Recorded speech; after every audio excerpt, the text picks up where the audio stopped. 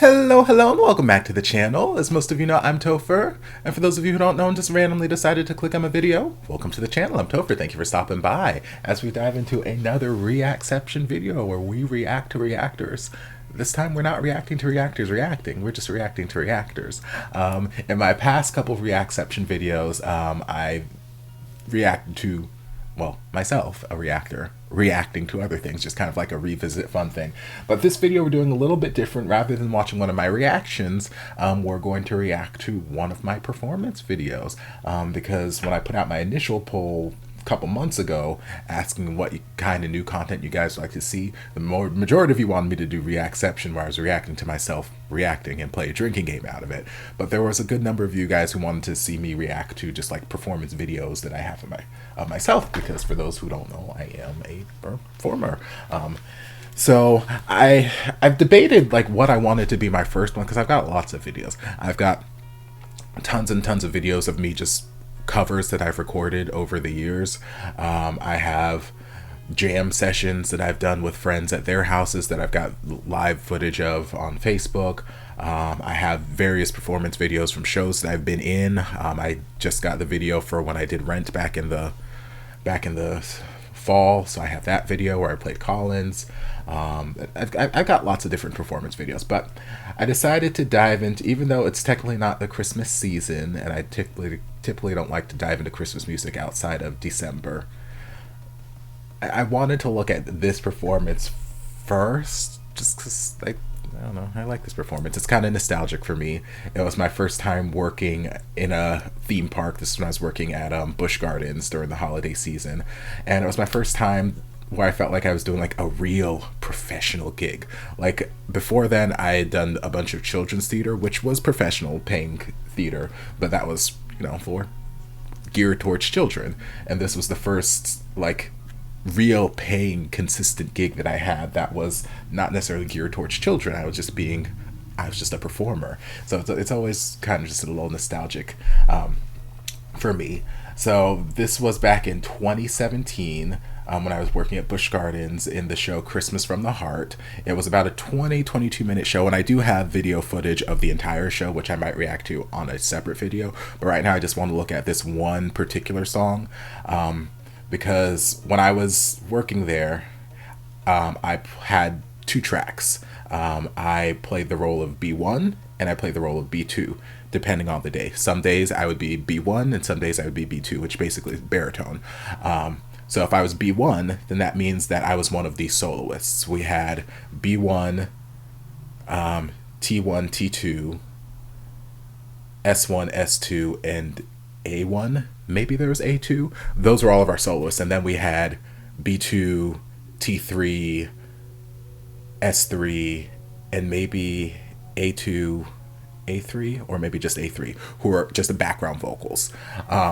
So anytime I was B1, I was one of the soloists, and I had a solo song in addition to just various solo lines throughout some of the group numbers.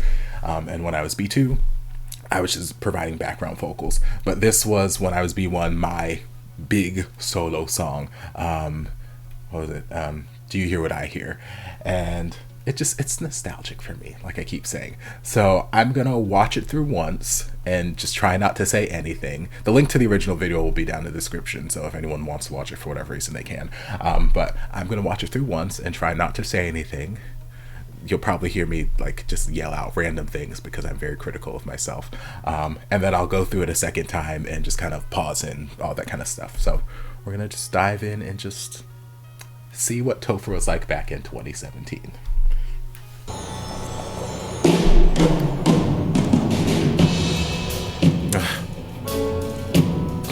I already want to make comments.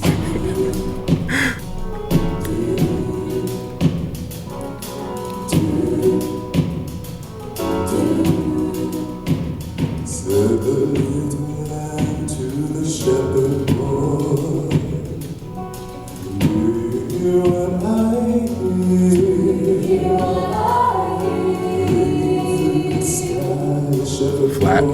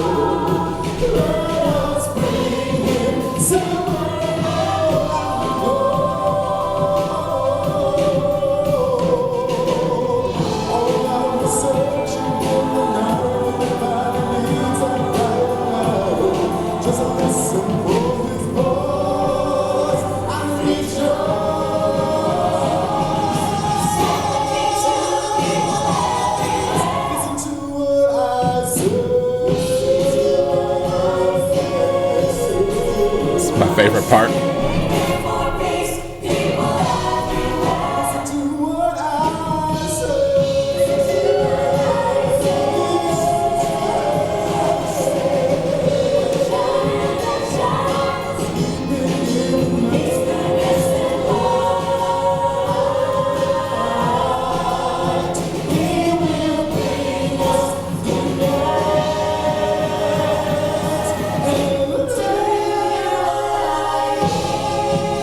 Okay.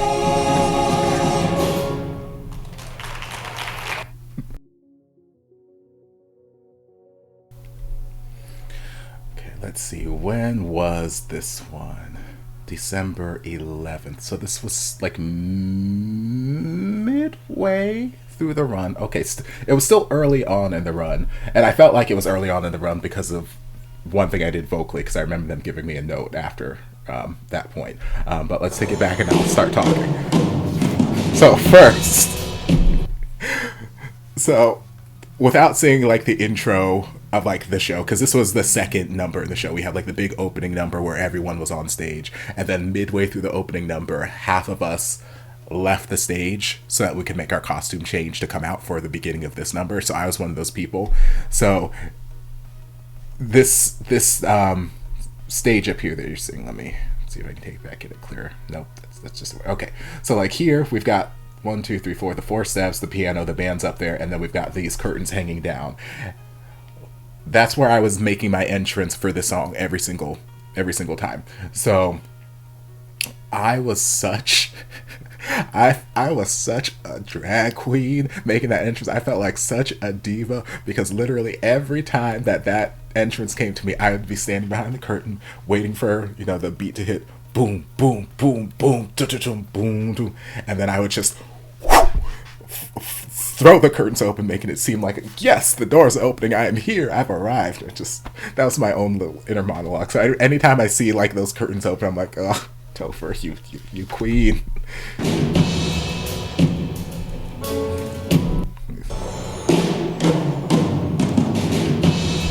Okay, I was a little bit more subtle there, but still.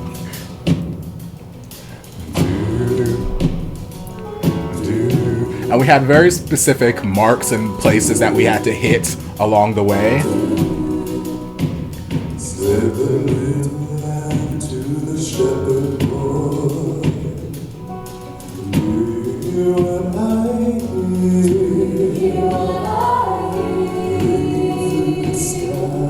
Flat.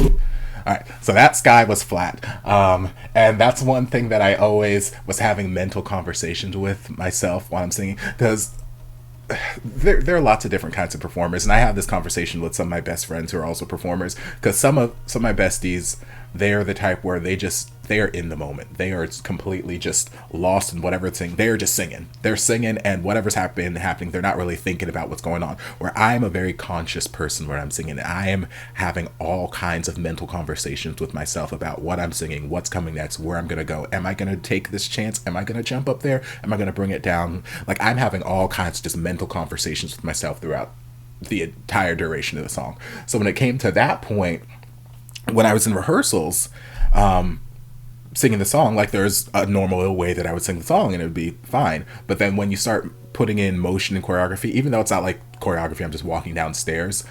For me, what I was trying to do was make it like nice, light, and breathy, and into the sky, shepherd boy. Like I wanted to just be nice and light and pretty. But since I was walking down the stairs, in order for me to do that sort of light, breathy thing, it requires a lot of air and a lot of support from your diaphragm. And me walking down the stairs at that point kind of distracts me from remembering to support in my diaphragm. So if I'm not thinking, okay, support your diaphragm at that particular point, I won't give it enough support to give it that nice light quality. It'll still have nice light quality, but it'll be under pitch. That's always one thing that I was thinking about, especially later on in the run of the show. Because, well, I don't like being flat, but it happens from time to time. So yeah, that's one thing there. That sky, I wanted it to be nice and light and pretty, but since I was walking down steps at that point, I always had the thought process, okay, if I start walking at this part during the line before, then I should be down at the bottom of the stairs by the time I get to Sky, so I won't have to worry about that extra motion, and I can just sometimes it worked, sometimes it didn't. And as you can see, this time I wasn't all the way down the stairs by the time I got to Sky, so my Sky was a little bit flat. And if I were to change it now, I'd probably just take it up and even a little bit more. So instead of ringing in the sky, I might do ringing in the sky, shepherd boy, and bring it down that way. But yeah, little insight into my singing process.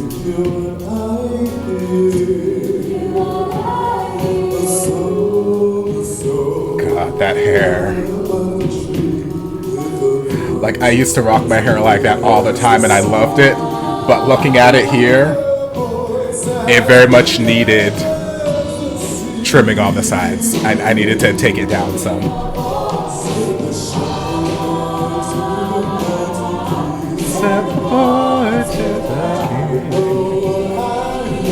And whoever was recording this was very obviously recording or there for one of these three. I don't know which one it was, but they weren't here for me because the camera is over there even though I'm the one singing.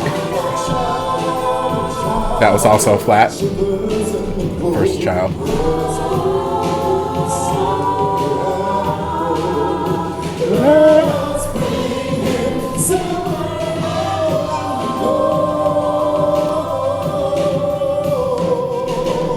Go on ahead, Topher.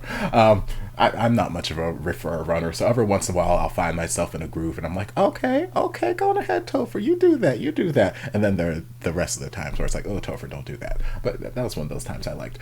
The funny thing about this theater, which you can kind of sort of see, is it looks like from where this person is sitting that the theater is absolutely empty, which is not the case. The theater is actually just very, very large, and the stage is surrounded by the audience 180 degrees. So if this were the stage right here, me looking at you, I would have audience in front of me and all on the sides of me until we get to where that curtain is. So the audience seating area is all the way around there, and it's tiered up just like a sporting event studio. A stadium. Sporting event studio? Lord, I've been in theater too long. But it, raked seating just like in a stadium. So there's lots and lots and lots of room for patrons to go. But more times than not, if it wasn't like a packed house, the majority of people want to sit in that center section because you get the best view of everything. Most people don't want to sit off to the side if there's seats available in the center. So if the show wasn't absolutely packed, plus I don't know what time of day this was because usually we did somewhere between 4 to 6 shows each day. So I don't know which show in the day that was. But yeah, if it wasn't packed, then most people were kind of condensed down into that center section. So if there are people on the sides shooting like this guy is, and you can see the seating on the other side, it looks like the place is absolutely empty. But that's not the case. There were people there, I swear. I wasn't just singing to myself. But that also did make some of those movements a little awkward for me because, like I said, we had very particular, not necessarily choreography. Well, yeah, we had choreography too. But for like this kind of song where I'm not necessarily dancing, I'm just kind of walking around. We had very particular points on the stage that we had to hit by certain points of the song. So I'm here at this point, and then you see me walking over here because I have to be there by the end of this line. I gotta be over here by the end of that line. So when I make it to like the sides of the stage to sing to the audience, and there's no audience there, it's fun. It's fun for me.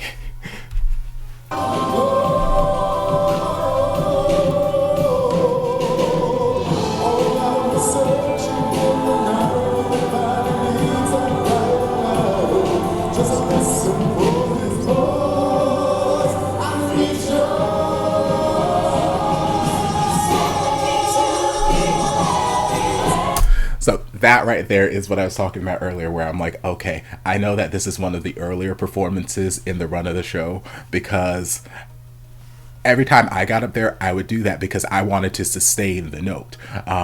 In the rehearsal tracks that they gave us when I was learning the show at the beginning of the rehearsal process, the example vocalist, just listen to his voice and rejoice, and just like cut it off, like we held it for like 2 beats and cut it off so that the choir could come in with what is the line? Tell the people everywhere, or whatever the lyrics are. They wanted us to just be done as a soloist so that we could cleanly hear that choir come in. But I was like, yo, it's my solo. It's my damn song. It's my solo. I'm going to sing this damn song. So I would sustain that note for as long as I wanted to. And then they gave me a note some way through early on in the process. And they're like, hey, if you could not. Obviously, they didn't say it like that, but basically that was the summarization. If you could, like, not. If you could just cut the note after like 2 beats, and then so we can hear the choir coming in, that'd be great. I'm like, okay, note applied. So then moving forward, I would cut it off there.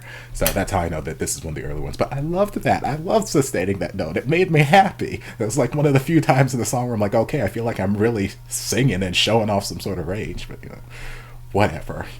We do as we're told. Listen to what I say.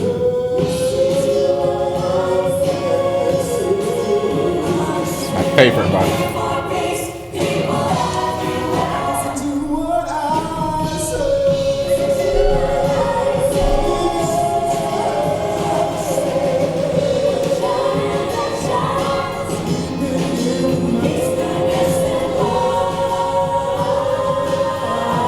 Drop that jaw, baby.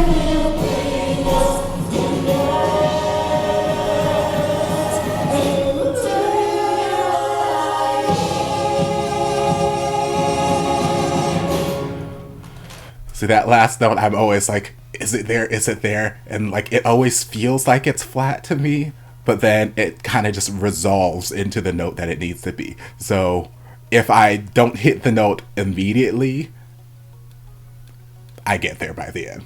So again, I'll sneak my way up to whatever the note needs to be. But yeah, that's that. Yeah. So that was me. When I was performing at Busch Gardens during the I hadn't changed this, during the holiday season back in 2017. That's back when I actually, shortly after I bought this house. So that was, yeah, it'll be 6 years. It'll be 6 years this year. Wow.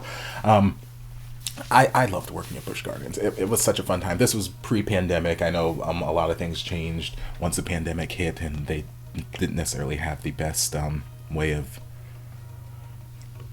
letting people go and all that kind of stuff. I was already gone by that point, but yeah, I enjoyed it. I enjoyed the people. I met lots of great people, some who are still my friends to this day, some whose weddings I've been at, some whose bachelor parties I organized and performed at, and like it was a really great bonding experience with some people, and I just loved being there. I felt like a professional. It was my first time feeling like a legit professional performer, because up until that point I've performed a lot, but mostly what I had done was either community theater or children's theater, which again was professional, but it's a different kind of professional. Performing children's theater doesn't necessarily give you the artistic fulfillment you get in like you would performing other kinds of theater, but it gives you money. At least the theater company that I was working with. So like I will always take money, and since then I've been working with them long before I worked at Busch Gardens, and I've been working with them since. And I make good money. I go on lots of tours with them, and I love them. But they're, like I said, children's theater is not necessarily the most artistically fulfilling. So this was my first time feeling like, okay, I'm a professional performer doing like not adult stuff. Speaking of which, 75% off OnlyFans. No. But like real legit adult kind of performances versus like I'm just singing little songs for kids and whatnot. So it just feels very nostalgic, and even though I will critique the hell out of myself, we are our own worst critics, and that is 100% true for me, because like I said, I've got tons of recordings of myself, covers that I've recorded, and usually whenever I'm sitting here recording stuff for the channel, either before I start my recording session or after I'm done and I'm kind of exporting stuff or moving stuff over to my Google Drive, I'll just sit here and record covers for my own benefit, either songs that I've sung a million times over or new songs I want to try, because like I don't like to judge myself, but at the same time I do, because I like hearing what works, and I don't like hearing what doesn't work, but I like hearing it for the sake of like, okay, we know not to do that, or we know to try that again, but try this, or maybe we can you know, very much like learning curve. So I have hundreds upon hundreds, if not thousands, of voice memos that I've recorded on my phone over the years. Every time I go to karaoke, every time I get up there, I put my phone down somewhere on the stage by me, hit record, and then I'll listen to it later and judge myself like, oh, you did good on that. Ooh, you didn't do good on that. Okay, this song's a keeper. This song's not a keeper. I'm very critical of myself. So even though I'm very critical of myself, I still enjoy watching this stuff back. So yeah, I hope you guys enjoy this reaction and just this little introduction to my world outside of YouTube. If you did and you're interested in seeing more things, you guys can let me know. Like I said, I have a video of the full 23 minute performance of this show, so I could react to that at some point, or I might just save that till Christmas, and I've got plenty of other stuff. But if you're interested, let me know. But I hope you guys enjoyed. If you did, don't forget to like, comment, subscribe, share, turn on notifications to be notified when all my shenanigans get posted. If there's anything else you'd like me to react to, be sure to leave it down in the comments, and I'll get to it as soon as I possibly can. If you'd like to support the channel in other ways, you're more than welcome to join us over on Patreon. You don't have to, but you're more than welcome to if you want to. And I'll see you guys in my next video. Love ya. And before you guys go, I want to give a huge thank you to everyone supporting me over on Patreon. This channel would not be what it is today without your continued support, and I can't begin to thank you guys enough for all you've done for me. If you'd like to join us over on Patreon, the link is down in the description. I'll see you guys in my next video. Love ya.